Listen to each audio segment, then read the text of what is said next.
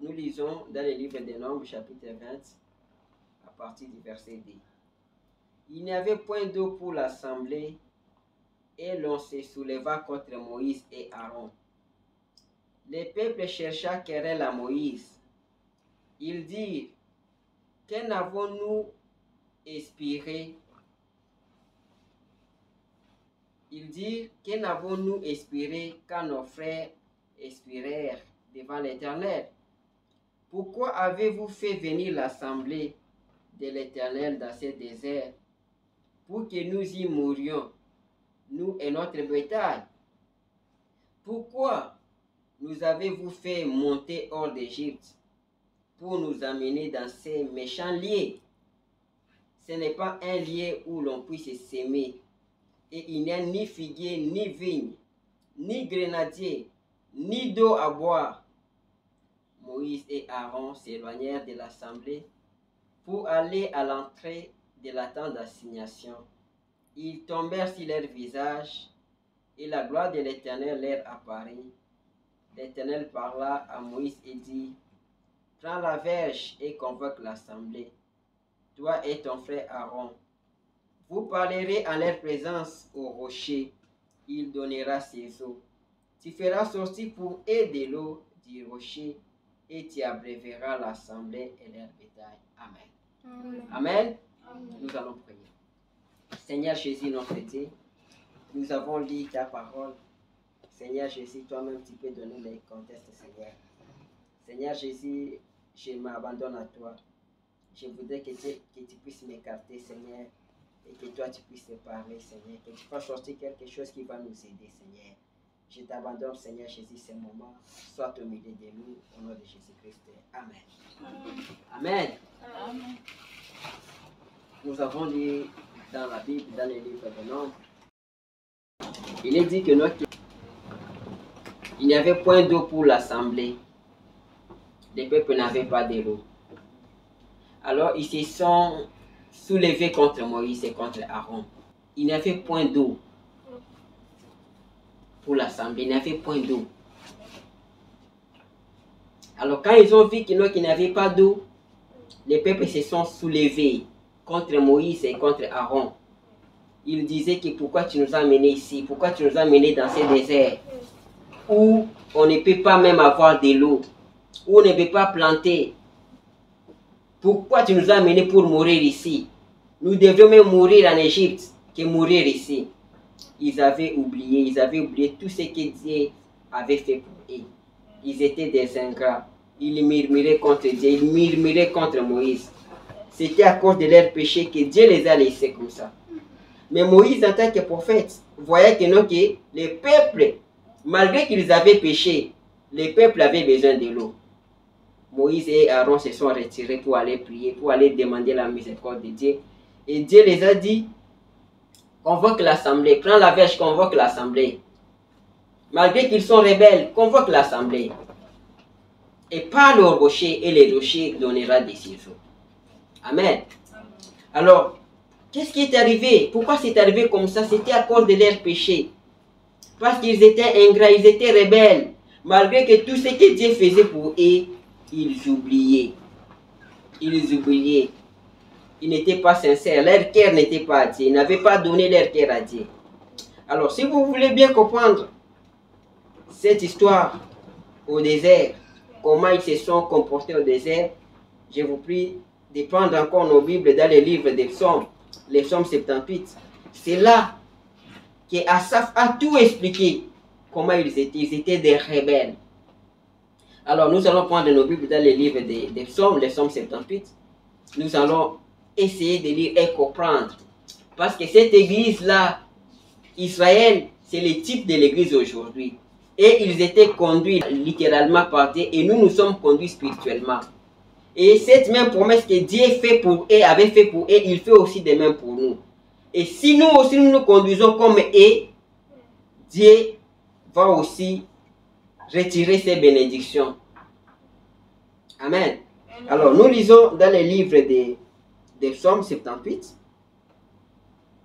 On peut même commencer à partir du verset 5. Écoutez, il dit, il a établi un témoignage à Jacob. Il a mis une loi sur Israël et il a ordonné à nos pères de l'enseigner à leurs enfants. Alors ici, il dit que nous devons enseigner ce que Dieu avait fait à nos enfants. Et puis, des enfants aux petits-enfants, de génération en génération. Au verset 6, il dit, pour qu'elle fût connue de la génération future des enfants qui naîtraient, et que devenus grands, ils parlassent à leurs enfants, afin qu'ils missent en Dieu leur confiance, qu'ils n'oubliassent pas les œuvres de Dieu et qu'ils observassent ses commandements. Ici, ça fait en train de dire que nous devons rencontrer ce que Dieu a fait pour nous. Nous devons les rencontrer à nos enfants. Et les enfants aussi, quand ils vont grandir, qu'ils rencontrent aussi à leurs enfants et de génération en génération pour qu'ils ne puissent pas oublier ce que Dieu avait fait pour nous. C'est ce que nous aussi nous faisons aujourd'hui. Nous racontons, nous montrons pour que de génération en génération, que nous puissions parler des œuvres du Seigneur. Amen. Amen. Alors, au verset 8, il dit, afin qu'ils ne fissent pas comme leur père, une race indocile et rebelle. Il dit que c'était une race indocile et rebelle. Ils étaient des rebelles. Une race dont le cœur n'était pas ferme et dont l'esprit n'était pas fidèle à Dieu. Malgré tout ce que Dieu avait fait pour eux. Ils étaient indociles, ils étaient rebelles. Leur cœur n'était pas ferme, leur esprit n'était pas fidèle à Dieu. Ils ont vu tout ce que Dieu a fait. Ils ne gardèrent point l'alliance de Dieu et ils refusèrent de marcher selon sa loi. Ils n'ont pas gardé l'alliance du Seigneur. Ils n'ont pas voulu marcher selon la loi de Dieu. Voilà pourquoi ils étaient dans des difficultés. Mais s'ils marchaient, s'ils acceptaient de marcher selon la loi du Seigneur, ils n'auraient pas eu ces difficultés.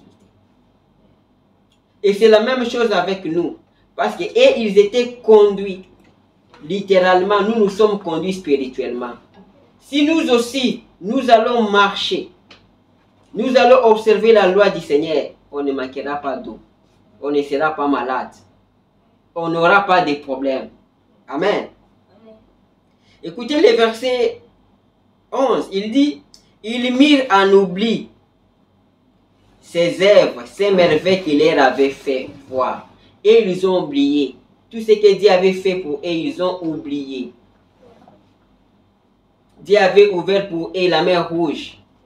Mais quand ils sont arrivés au désert, ils ont oublié. Amen. C'est ce que nous aussi nous faisons. Nous oublions ce que Dieu fait pour nous. Devant leur père, il avait fait des prodiges au pays d'Égypte, dans les campagnes des champs. Il fendit la mer et leur ouvrit un passage. Il fit dresser les eaux comme une muraille. Tout ce que Dieu avait fait pour eux. Il a ouvert la mer Rouge pour qu'ils puissent passer. Mais ils ont oublié. Ils ont été conduits par la nuée pendant les jours. Ils ont été conduits par la colonne de feu pendant la nuit. Et ils oubliaient tout ce que Dieu faisait pour eux. Ils étaient des rebelles. Amen. Au verset 15, il dit, il fendit des rochers dans le désert et donna à boire comme des flots abondants. Dieu a même fendu un rocher. Et il les a donnés à boire. De l'eau est sortie du rocher. Ils ont bu. Mais ils oubliaient. Ils étaient ingrats. Ils étaient rebelles. Écoutez au verset 17, il dit, mais ils continuèrent à pécher contre lui, à se révolter contre les Très-Hauts dans le désert. Malgré tout ce que Dieu faisait pour eux, ils continuaient à pécher contre le Seigneur. Ils tentèrent Dieu dans leur cœur en demandant de la nourriture selon leur désir. Ils tentaient Dieu. Dieu leur nourrissait avec la nourriture des anges. Mais ils disent non, nous avons besoin de la haille, nous avons besoin des oignons, nous avons besoin des concombres. Et ils tentaient Dieu. Malgré tout ce que Dieu faisait pour eux. Et c'est le type de l'église aujourd'hui. C'est ce que nous sommes, c'est ce que nous faisons. Malgré tout ce que Dieu fait pour nous. Amen. Amen. Ils parlaient contre Dieu. Ils dirent, Dieu pourrait-il dresser une table dans le désert? Malgré tout ce que Dieu faisait pour eux, Mais il disait, est-ce que Dieu peut dresser une table dans le désert? Et Dieu n'était pas content. Voici, il a frappé les rochers, et des eaux ont coulé, et des torrents se sont répandus. Pourra-t-il aussi donner du pain ou fournir de la viande à son peuple? C'est ce qu'il disait. Ok, nous avons vu. Il a frappé les rochers. Il nous a donné de l'eau. Est-ce qu'il peut aussi nous fournir de la viande? Il peut aussi nous donner de la viande. L'Éternel attendit et il fut irrité. Dieu a attendu cela. Quand il disait ça, Dieu attendait. Quand il murmurait, Dieu voyait. Quand il cherchait querelle à Moïse, Dieu voyait. Et qu'est-ce que l'Éternel a fait? Un feu s'alluma contre eux et la colère de Dieu s'éleva contre Israël. Quand il faisait ça, alors un feu s'alluma contre eux. Ils ont été brûlés, ils ont été consumés. La colère de Dieu s'est élevée contre Israël. Voilà pourquoi ils sont arrivés même à manquer de l'eau. Parce qu'ils étaient rebelles. Parce qu'ils étaient incrédules. Ils étaient incrédules à tout ce que Dieu faisait pour eux. Malgré les miracles, malgré les prodiges que Dieu avait fait, ils étaient des incrédules. Ils étaient des incrédules. Amen. Amen. Alors, c'est la condition que nous aussi, c'est la même condition que l'Église a. Parce que eux, c'était une conduite que Dieu les a conduits littéralement, mais nous, Dieu nous conduit spirituellement. Amen. Amen. Alors, écoutez, la prédication du frère Branham est titulée « Parle à ces rochers ». Alors, notre prédication aujourd'hui aussi s'intitule « Parle à ces rochers ». Amen. Amen. Au paragraphe 18, écoutez ce que frère Branham dit. Il dit « Ça a dit être une matinée très chaude. Il n'avait pas dormi toute la nuit. Il s'était rassemblé à une petite oasis. Et pendant toute la nuit, les bétails avaient brayé et les chevaux avaient henni. Les enfants avaient pleuré. Les peuples avaient murmuré. Pas d'eau à boire. » C'était un temps difficile. Il n'y avait pas de l'eau à boire. Même les bétails, c'est-à-dire c'était la mort. Il n'a pas d'eau à boire. Ils ont fait de tout, ils ont cherché des oasis, ils ont cherché des étangs, des sources, tout était séché. Ils n'avaient pas de l'eau à boire. Les enfants pleuraient. Les vieux, les veillards, c'était un temps difficile, ils n'avaient pas de l'eau à boire. Et ils étaient seuls dans le désert. Et ils avaient cherché à toutes les sources dans les parages. Et toutes les sources avaient taré, il n'y avait point d'eau. Il n'y avait point d'eau. Pourquoi? C'est parce qu'ils avaient péché. C'est parce qu'ils murmuraient contre Dieu. C'est parce qu'ils cherchaient querelle à Moïse. C'est parce qu'ils étaient ingrats à tout ce que Dieu faisait. Alors, qu'est-ce que Dieu a fait?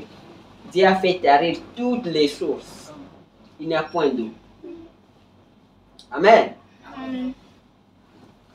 Et toutes les sources avaient tari, il n'y a point d'eau, il n'y avait point d'eau. Leur péché les avait fait plonger dans cette situation. Amen. Frère Branham me dit que c'était leur péché. C'était à cause de leur péché. C'est leur péché qui les avait fait plonger à cette situation. Parce que Dieu n'est pas un aventurier pour faire sortir un peuple et les abandonner au désert. C'était à cause de leur péché. Ils avaient oublié tout ce que Dieu avait fait pour eux. Vous voyez? Il dit ils avaient oublié tout ce que Dieu avait fait pour eux. C'est comme ce que nous venons de lire dans les livres des Psaumes. Ils oubliaient tout ce que Dieu faisait pour eux, ils oubliaient. Amen. Amen. Ce qu'il faisait pour eux, et ils s'étaient mis à murmurer contre Dieu et son prophète. Ils murmuraient. Quand Dieu fait quelque chose, Dieu les a donnés à boire. Il dit encore, est-ce que Dieu peut nous donner aussi de la viande?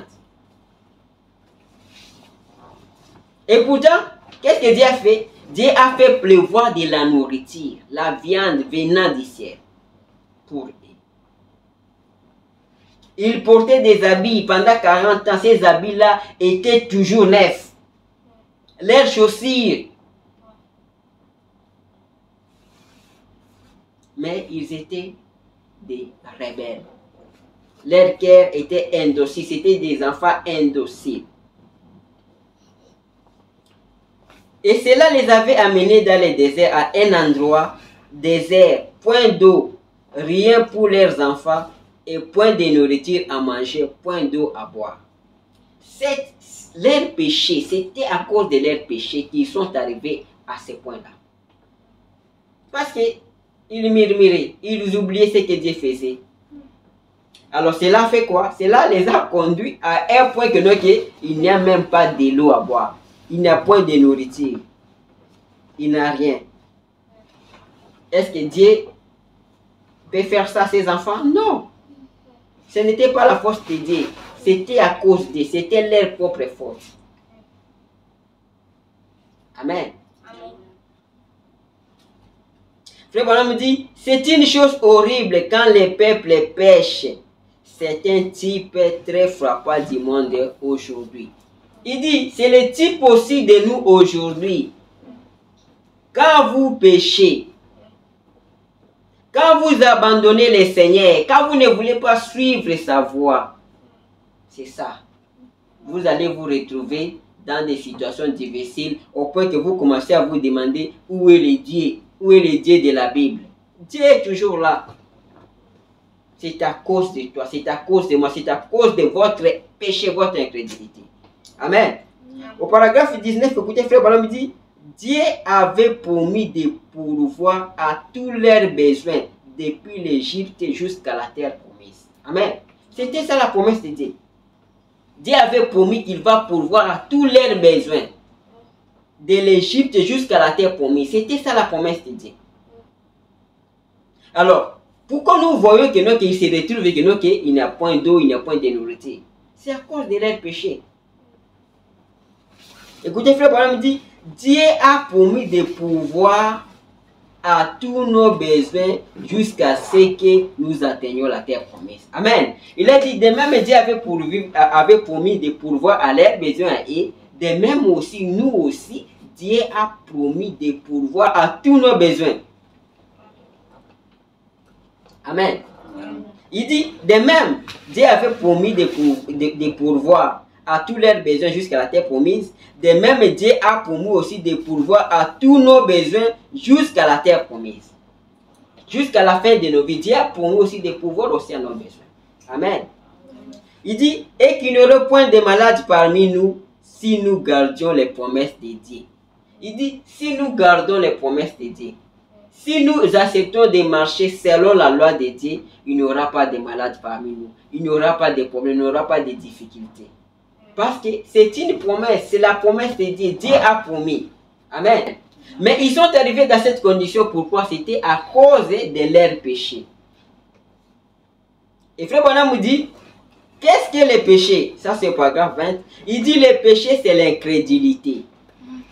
Il dit le péché c'est l'incrédulité.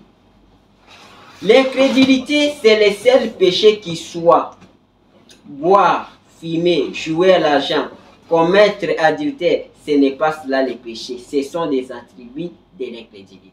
Amen. Il dit que le péché c'est l'incrédulité. Et nous sommes incrédules dans beaucoup de choses. L'incrédulité. Il dit que c'est l'incrédulité qui est le péché. Tu peux dire que je ne bois pas, je ne fume pas, je ne joue pas au jeu de l'argent. Il dit que ça ce sont seulement les attributs du péché. Mais le péché c'est l'incrédulité. C'était à cause de leur péché qu'ils étaient dans cette condition-là. Amen. Il dit, la justice, c'est l'attribut du salut. Amen. De même, nous avons dit que les péchés, c'est l'incrédulité. Et les attributs du péché, c'est boire, fumer, jouer. Ce sont là les attributs du péché. Amen. Écoutez au paragraphe 21, il dit, et ces gens s'étaient complètement éloignés de Dieu. Et il avait coupé leur approvisionnement en eau et en nourriture. Parce qu'ils étaient éloignés de Dieu, Dieu a fait quoi? Il a coupé leur approvisionnement en eau et en nourriture. Dieu les a coupés seulement. Parce qu'ils se sont éloignés de Dieu. Il dit, et cela ressemble bien à aujourd'hui. Dieu a privé l'Église des grandes bénédictions qu'il lui avait promises, à savoir qu'il serait avec eux. Amen. Il dit cela ressemble à aujourd'hui. Parce que nous aussi nous avons péché, parce que nous aussi nous sommes incrédules, parce que l'Église est incrédule. Voilà, Dieu a fait quoi? Dieu a aussi coupé l'approvisionnement pour l'Église. Dieu a aussi privé l'Église des grandes bénédictions qu'il avait promises. Amen. Dieu avait promis que je serai avec vous, même en vous, jusqu'à la fin du monde. C'était la promesse de Dieu. Mais aujourd'hui, l'Église se demande où est Dieu? Où est Dieu? Le problème c'est quoi? Ce n'est pas le problème de Dieu. Dieu lui avait déjà promis, il avait déjà promis que je ne vous abandonnerai pas, je ne vous délaisserai pas. Je serai avec vous, même en vous, jusqu'à la fin du monde. Mais quand vous êtes incrédule, quand vous péchez, Dieu fait quoi? Dieu va couper votre source d'approvisionnement. Dieu va vous priver de ses riches bénédictions. Amen. Amen.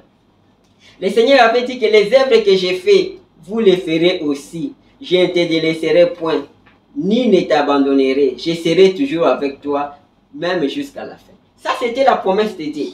Mais aujourd'hui, l'Église se demande où est Dieu? Comme je viens de dire que Dieu tient sa parole. Mais Dieu ne marche pas avec les pécheurs, ne marche pas avec les incrédules. Quand ils étaient incrédules dans le désert, Dieu les a coupé la source, l'approvisionnement. Il les a laissés, ok, comme vous pensez que vous pouvez vous débrouiller vous-même, vous pouvez vous-même vous prendre en charge, ok, continuez. C'était à cause de leur péché. C'était à cause de leur incrédulité. Alors frère Branham dit que c'est le type de l'Église aujourd'hui. C'est ce qui fait que aujourd'hui l'Église ne puisse pas voir Dieu à cause du péché de l'Église, à cause de l'incrédulité. Amen. Au paragraphe 22, il dit, eh bien, pourquoi n'est-il point dans l'Église aujourd'hui? C'est Dieu que les gens ont enseigné. Où est ce Dieu de l'histoire? C'est Dieu qui est ressuscité. Vous voyez, on pose cette question. Pourquoi Dieu n'est pas dans l'Église? Où est ce Dieu qui était ressuscité? Où est ce Dieu? Et pourtant que lui, il avait promis que je serai avec vous. Je serai dans l'Église. Amen. Frère Branham me dit, il attend seulement que son peuple revienne à lui et se mette en ordre. Il dit que Dieu est toujours là. Il attend que vous puissiez revenir en lui et mettre tout en ordre. Alors il reviendra. Alors vous le verrez. Amen. Il dit, vous verrez alors les dieux de l'histoire venir quand le peuple se sera mis en ordre. Amen. Il dit que quand on va se remettre en ordre, quand son peuple va se remettre en ordre, c'est alors que nous verrons Dieu. Le Dieu est en train de t'attendre. Il m'attend. Il attend que nous puissions revenir en ordre. Si vous continuez à lire l'exemple 78, vous allez voir que quand il s'est repenté, Dieu revenait. Nous avons vu que quand Moïse et Aaron ont pleuré, qu'est-ce que Dieu a fait? Dieu a donné des eaux. Vous voyez? C'est ce que Dieu fait. Dieu attend toujours son peuple, attend toujours son église de revenir. Amen. Au paragraphe 23, frère, on dit, combien ils avaient facilement oublié lorsque les plaies tombaient sur l'Égypte et ils étaient protégés, que lorsque tout était couvert de mouches, et ils avaient tout oublié. Quand les plaies frappaient l'Égypte, et ils oubliaient. Ils avaient tout oublié. Amen. Et frère Branham me dit que c'est la même chose avec aujourd'hui, avec l'église aujourd'hui. Quand l'église oublie, l'église est frappée de la mort spirituelle. Parce que manquer de l'eau, c'était la mort. Quand il manquait de l'eau, il manquait la nourriture, c'était la mort. Il dit de même aussi, nous aussi, on peut dire que j'ai de l'eau, j'ai la nourriture, mais vous êtes morts spirituellement. Parce que de même que Dieu les a conduits littéralement, il nous conduit nous spirituellement. Amen. Il dit, vous êtes morts spirituellement. Vous allez mourir spirituellement quand vous n'appliquez pas les signes, quand vous n'avez pas le Saint-Esprit, quand vous n'avez pas mis le sang Il dit, et ce qui n'est pas sous le sang, le Saint-Esprit les rattrache de la communion. Il dit, si tu n'es pas sous le sang, si tu n'as pas le Saint-Esprit, tu es mort spirituellement. Tu n'es pas dans la communion avec Dieu. Amen. Au paragraphe 25, il dit, c'est pour cette raison que nous avons une mort spirituelle dans les églises. Il dit, aujourd'hui, nous avons une mort spirituelle dans les églises. Amen. Les gens cherchent à voir Dieu. Où est Dieu? Dieu est toujours là. Le problème est que vous devez revenir. Vous devez mettre tout en ordre. Sinon, c'est la mort spirituelle. Nous sommes au temps de la fin. Où Jésus a dit, où la parole a dit que les gens seront à portée d'orgueil. Amen. Il dit, les gens seront à portée enflés d'orgueil, aimant le plaisir plus que Dieu. Le temps de la fin. Les gens aiment le plaisir plus que Dieu. Les gens sont déloyaux, ils sont calomniateurs, intempérants, ennemis déjà des biens. Et il y a l'apparence de piété, mais régner ce qui fait la force. C'est ça l'église aujourd'hui. L'église est morte spirituellement. Et que dit la Bible? Dit, éloigne-toi de tels hommes. Là où les gens sont comme ça, là où il y a la mort spirituelle, toi tu dois quitter. Il y a la mort spirituelle. Mais Dieu, lui, qu'est-ce qu'il fait? Dieu t'attend. Dieu attend que son église remette tout en ordre. Quand vous allez remettre tout en ordre, c'est alors que vous verrez Dieu. Amen. Sinon, c'est la mort spirituelle. C'est la mort spirituelle dans les églises.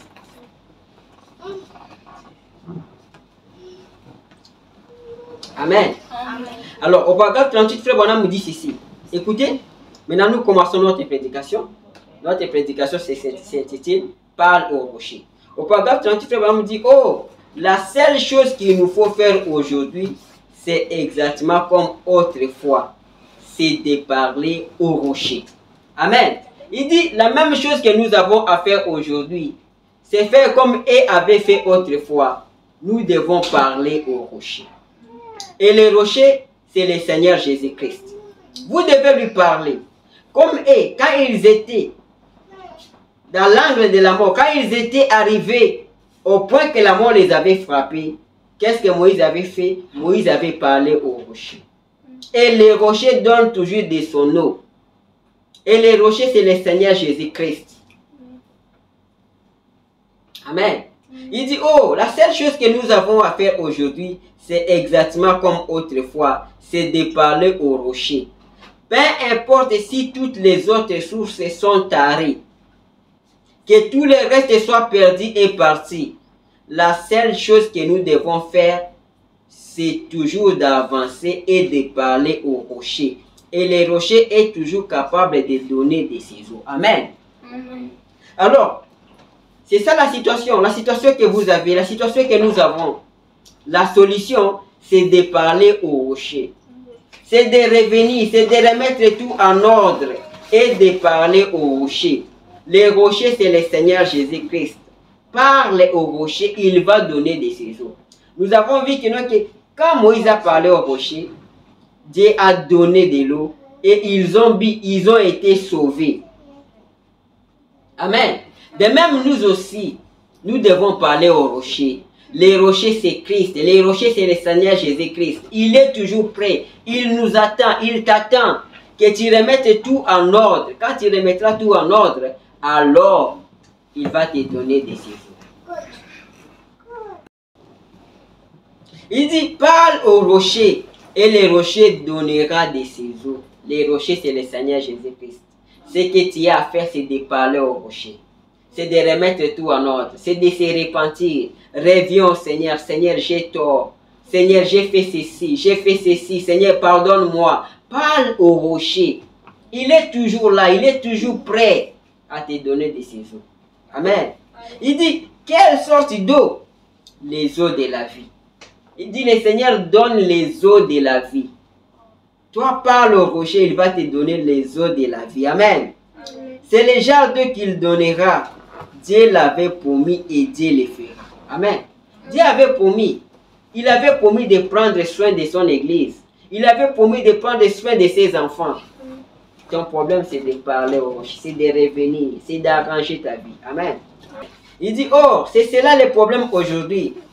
Si vous êtes allé partout où vous pouviez, si vous avez consulté chaque cabinet de médecins qui existe, et que l'on dise chaque fois que rien ne peut être fait pour vous, alors, je vous le dis, faites comme Moïse. Peut-être que vous êtes malade. Vous partez à l'hôpital et le médecin vous dit, il n'y a pas d'espoir pour vous. Il dit, parle au rocher. Toi, parle au rocher. Le rocher, c'est le Seigneur Jésus-Christ. Quand Moïse avait parlé au rocher, ils étaient dans un état de désespoir. Ils n'avaient plus d'espoir. Parce que c'était la mort qui les frappait. La mort frappait les camps. Mais ils ont parlé au rocher. Il dit, toi aussi, peut-être que tu es malade. Peut-être que le médecin t'a dit qu'il n'y a point d'espoir. Parlez au rocher. Amen. Il dit, parlez au rocher, car il donne toujours ses eaux du salut et de la guérison divine. Amen. Si vous êtes malade, parlez au rocher. Le rocher donne toujours de ses eaux. Il donne toujours de ses eaux et de la guérison divine. Amen. Il dit exactement comme Dieu l'a promis. La seule chose que vous ayez à faire, si le médecin dit non, c'est de parler au rocher et il donnera de ses eaux. Amen. Il dit que, non, que même si le médecin vous dit non, même si le médecin dit que non, il n'y a pas d'espoir pour vous, toi, parle au rocher. Le Seigneur t'attend. Le Seigneur veut que tu puisses revenir, que tu arranges ta vie. Et parle au rocher. Même si on t'abandonne, même si le médecin t'abandonne, toi, parle au rocher.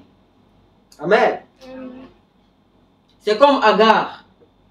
Agar était au désert avec l'enfant. Au désert avec l'enfant. Il n'avait pas de l'eau. C'était les temps difficiles. C'était la mort. L'enfant était au point de mourir.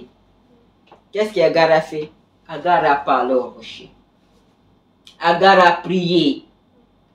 Il a parlé au rocher, le Seigneur Jésus-Christ. Il a dit, Seigneur, aide-moi. Je ne vais pas voir mon fils mourir. Et Dieu a fait couler de l'eau au désert. Amen. Amen. Dieu a fait sortir de l'eau. Et on dit que, non, que cette source, la Bible dit que cette source-là continue à donner des eaux jusqu'aujourd'hui, là où Agar avait bu. Ça reste un mémorial. Agar était dans un moment difficile, mais elle avait parlé au rocher. Quand elle a parlé au rocher, le rocher a donné de ses eaux. Amen. Les trois enfants hébreux, on les avait condamnés. Ils devraient mourir. On doit les tuer. On doit les jeter dans la fournaise ardente. Qu'est-ce qu'ils ont fait? Ils ont parlé au rocher. Ils ont prié toute la nuit. Alors, quand on les avait jetés dans la fournaise, les feux ne pouvaient pas les brûler. Parce que les rochers avaient donné de ses eaux et ces eaux avaient étouffé les feux. Amen. Amen. C'est la même chose avec toi. C'est la même chose avec moi. Si vous avez des problèmes, si vous avez des difficultés, notre travail c'est de parler au rocher, c'est de revenir. Parce que vous avez écouté le prophète qui dit quoi? Dieu est toujours là. Il attend que ses enfants puissent revenir. Quand ses enfants reviendront, alors il leur donnera des saisons. Amen. Il dit, Josué aussi avait parlé au rocher. Josué était dans des temps difficiles. Il a parlé au rocher. Et quand vous parlez au rocher, les rochers répondent toujours favorablement. Écoutez, il dit, Josué a parlé au rocher et les murailles se sont écoulées. Aussi longtemps que nous parlerons au rocher, une voix sera frayée. Amen. Il dit, aussi longtemps que nous allons parler au rocher, le rocher va frayer pour nous une voix. C'est comme nous sommes ici, nous avons des difficultés, nous avons des besoins. Notre travail, c'est quoi? C'est de parler au rocher. Parce que quand on parle au rocher, le rocher va ouvrir, va frayer pour nous une voie. Amen. Il dit l'aveugle Bartimée. L'aveugle Bartimée aussi avait parlé au rocher. Je vous ai dit que le rocher, c'est le Seigneur Jésus-Christ. Il est compatissant. Quand vous revenez à lui, quand vous lui parlez, l'aveugle de Bartimée avait parlé au rocher. Il a dit, Seigneur, fils de David, j'ai besoin de voir. Il a parlé au rocher. Et le rocher l'a ouvert les yeux, l'a rendu la vie. Toi, ton travail, c'est de parler au rocher. Reviens. Parle au rocher. La femme au puits, la femme samaritaine, elle avait aussi parlé au rocher. La femme à la perte de sang, elle avait parlé au rocher. Nous aussi, nous devons parler au rocher. Amen. Amen. Marthe avait parlé au rocher. Elle avait dit, Seigneur, si tu étais ici, mon frère ne serait pas mort.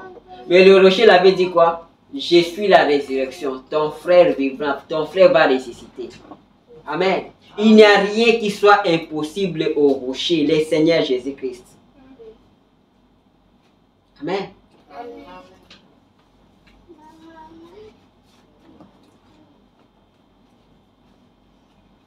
Si vous avez besoin de la joie, écoutez frère Bonhomme, paragraphe 50, il dit, si vous avez besoin de la joie, parlez au rocher.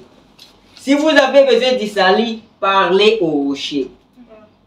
Si vous avez besoin de la guérison divine, parlez au rocher. Vous avez besoin de quoi? Peu importe les besoins, parlez au rocher. Le rocher est toujours là, il est toujours prêt à vous donner de ses eaux. Revenez. Il dit quoi? Il attend que son peuple puisse revenir. Ne soyez pas des rebelles. Si nous sommes des rebelles, nous ne verrons jamais la puissance de Dieu. Il dit, si vous avez besoin de la joie, parlez au rocher. Si vous avez besoin du salut, parlez au rocher. Si vous avez besoin de la guérison divine, parlez au rocher. Si vous avez besoin du Saint-Esprit, parlez au rocher. Amen. Amen. Et il donnera de ses eaux, les eaux du salut. Si seulement vous parlez au rocher pour tous ces dont vous avez besoin. Amen. Il dit, tu peux parler au rocher sur tout ce que vous avez besoin. Amen. Pour tous nos besoins, nous devons parler à qui? Parler au rocher. Le rocher, c'est le Seigneur Jésus-Christ. Revenons. Il est là. Il a donné la promesse et il est aussi prêt pour accomplir ses promesses. Notre travail, c'est de parler au rocher, c'est de revenir. Disant, Seigneur Jésus, j'ai péché. Seigneur Jésus, pardonne mon incrédulité. Seigneur, j'ai besoin de ceci, j'ai besoin de cela. Il est toujours là. Il écoute les prières. Amen. Paragraphe 53, frère Branham dit, le rocher est le même aujourd'hui qu'il a toujours été. Amen. Le Seigneur Jésus-Christ est le même qu'il a toujours été. Il a toujours la vie éternelle. Il a toujours la paix éternelle. Il a toujours la joie ineffable et pleine de gloire. Il est là. Parle au rocher. Pour tous ceux dont nous avons besoin, nous devons parler au rocher. Et le rocher donnera de ses eaux. Le rocher donnera la solution. Le rocher fraye la voie là où il n'y a pas de voie. Amen. Il est le même hier, aujourd'hui et éternellement. La seule chose qu'il faut que les gens fassent, c'est de parler au rocher. Amen. Il dit la seule chose que nous devons faire, c'est de parler au rocher. Le rocher, il est le même hier, aujourd'hui et éternellement. Si le rocher a donné de ses eaux aux enfants hébreux dans le désert, il peut aussi te donner aussi de ses eaux ici. Il peut aussi t'accorder les désirs de ton cœur. Parce qu'il est le même rocher, il n'a pas changé. Il ne fait exception de personne. Amen. Amen. Parler au rocher. C'est ça notre prière. Nous devons parler au rocher. Regardez. Les rochers, c'est sec. Il n'y a pas d'eau. Il n'y a pas d'eau dans les rochers. Mais dans une chose comme les rochers, le Seigneur a fait sortir de l'eau. Frère me dit que le Seigneur Jésus-Christ, il est le rocher dans une terre altérée. C'est-à-dire que des néants, il peut faire quelque chose. Tu ne peux pas commencer à s'imaginer comment il fera. Comment il fera? Il a fait sortir de l'eau du rocher. De même, il est capable de changer ta situation. Il n'y a point d'impossible. Il n'y a rien qui soit impossible à dire. Notre travail, notre problème, c'est de parler au rocher. Et de croire que le rocher est capable de donner des saisons. Amen. Le rocher, lui, il est le bouclier pendant la tempête. Amen. Notre prière est que le rocher nous couvre de son ombre, de sa puissance et de sa miséricorde. Que nous puissions demander le rocher, le Seigneur Jésus-Christ, qu'il puisse nous couvrir de son ombre, de sa puissance. Qu'il soit notre bouclier pendant la tempête.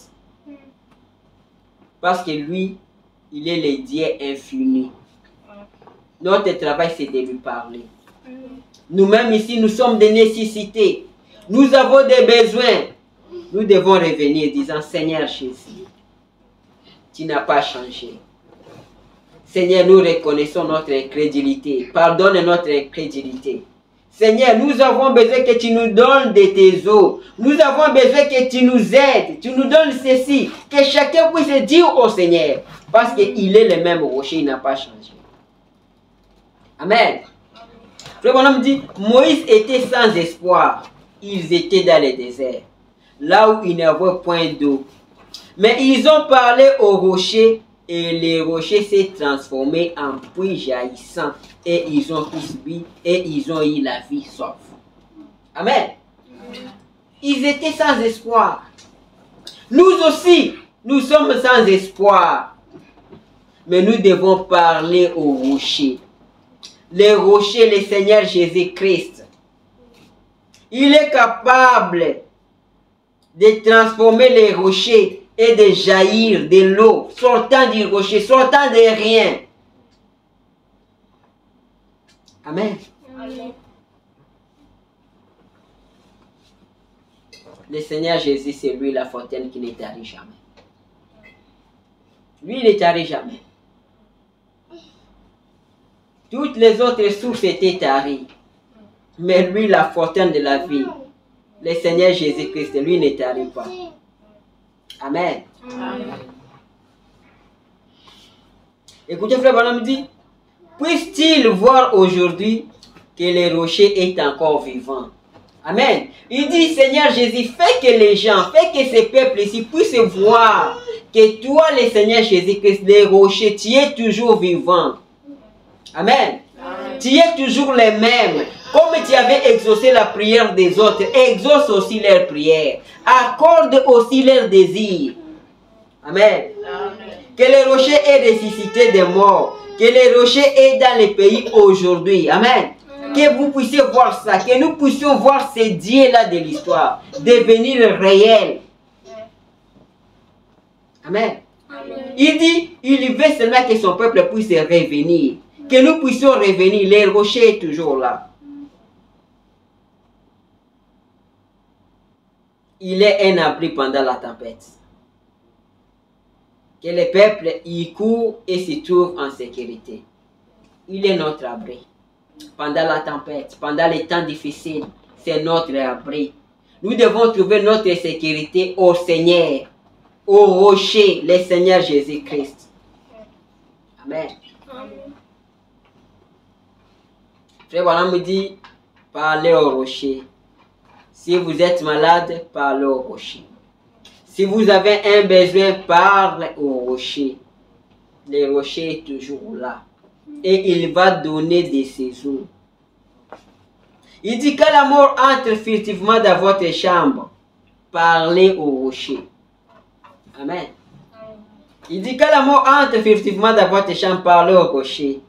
Il fera une voix et fendra les eaux du Jourdain comme il a fait pour eux et vous traverserez à sec. Amen. Il dit que, non, que quand vous parlez au rocher, le rocher va frayer une voie pour vous. Le rocher frayera une voie pour vous comme il avait frayé pour eux. Comme Dieu avait frayé une voie pour eux, comme Dieu les avait exaucés, comme Dieu les avait secourus, il va aussi te secourir. Ton problème, c'est de parler au rocher. Amen. Il dit, parler au rocher, c'est tout ce que vous avez à faire. Je suis en train de conclure ma prédication. Frère Branham dit, parler au rocher, c'est tout ce que vous avez à faire. Vous n'avez plus à frapper les rochers. Le rocher a déjà été frappé. Il a été frappé au calvaire. Votre travail, votre problème, c'est de parler seulement au rocher. C'est d'invoquer simplement son nom. Son nom, c'est le Seigneur Jésus-Christ. C'est lui qui avait dit que tout ce que vous demanderez à mon nom, tout ce que vous demanderez en priant, croyez que vous l'avez reçu et vous le verrez s'accomplir. Amen. Les rochers ne fait exception des personnes. Ce n'est pas que les rochers avaient seulement exaucé les autres et ne vous exaucera pas. Ce n'est pas que les rochers donnera seulement pour les autres, ne vous donnera pas. Les rochers ne fait exception des personnes. Et il ne tient pas compte du temps. Il est toujours le même hier, aujourd'hui et éternellement. Il est le même rocher. Il sera à jamais le même rocher qui a promis de pourvoir à tous ceux dont nous avons besoin jusqu'à la terre promise. Il est le même rocher. Nous devons lui parler. Amen. Nous devons parler au rocher. C'est ça ma prière. Amen. Amen. Je vais lire la dernière citation. Écoutez. Ça c'est toujours parler à ces rochers. Paragraphe 16. Écoutez, c'est frère Branham dit. Il dit, et nous savons que c'est ta volonté de guérir tout le monde. Amen. C'est la volonté de Dieu de guérir tout le monde. De sauver tout le monde. Et de remplir tout le monde du Saint-Esprit. C'est la volonté du Seigneur. De guérir tout le monde. De sauver tout le monde. De remplir tout le monde, chacun de nous du Saint-Esprit. Amen. Frère Branham me dit que nous voulons qu'il comprenne maintenant que c'est ta volonté qu'il ne soit privé de quoi que ce soit dont il a besoin. Amen. C'est la volonté de Dieu de guérir tout le monde. C'est la volonté de Dieu de donner le Saint-Esprit à tout le monde, de sauver tout le monde, d'accorder à chacun selon son désir. Amen. Nous devons parler au rocher. Maintenant, je vous prie. Maintenant de prier, nous allons prier. Nous allons parler au rocher. Le même rocher, c'est même rocher le Seigneur Jésus-Christ qui avait donné aux autres. Quand Moïse était dans le désespoir, il n'y avait pas d'espoir pour eux, ils avaient parlé au rocher. Et le rocher les avait secourus. Nous aussi maintenant, nous devons parler au rocher. Le rocher, c'est le Seigneur Jésus-Christ. Parlons-lui. Seigneur Jésus, notre Dieu, nous te disons merci, Seigneur Jésus, pour cette portion que tu nous as donnée, Seigneur.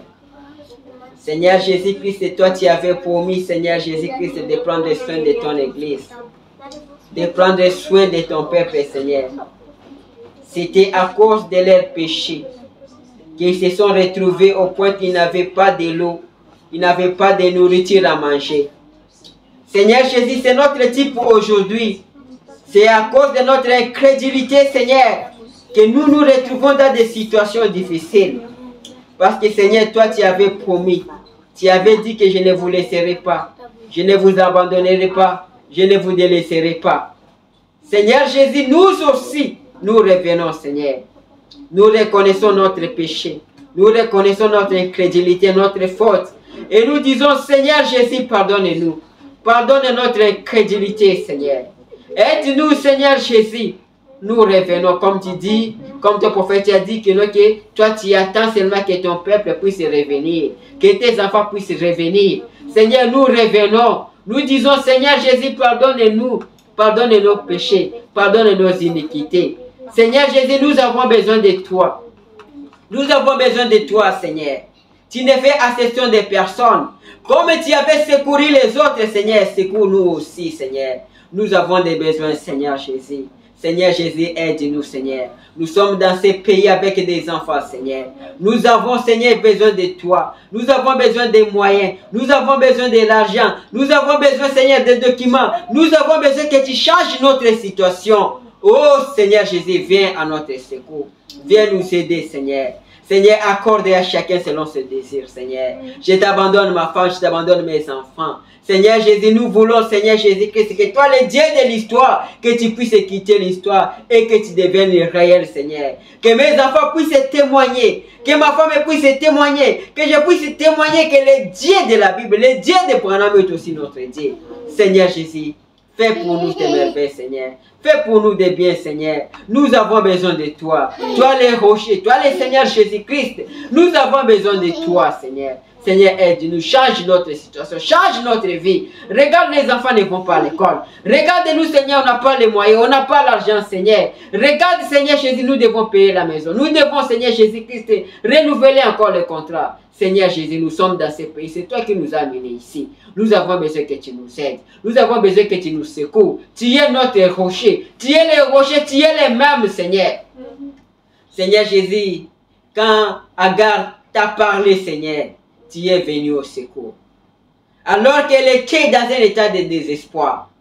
Seigneur Jésus, nous aussi, nous sommes dans un état de désespoir, Seigneur. Seigneur Jésus-Christ, exauce nos prières.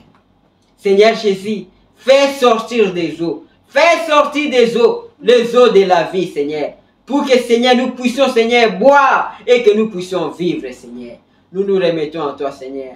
Laisse que la parole que nous avons écoutée, Seigneur, que cela puisse, Seigneur Jésus-Christ, bouillonner dans nos cœurs et que cela puisse être, se faire chair, Seigneur Jésus. Nous croyons que tu as exaucé nos prières. Nous te disons merci, Seigneur. Au nom de Jésus-Christ, nous avons esprit, nous disons Amen. Amen. Amen. Amen. Que Dieu vous bénisse. Nous avons parlé du rocher au rocher et nous croyons que le rocher nous a donné des secours. Amen. Nous allons chanter le rocher d'âge alors que nous allons prélever les enfants.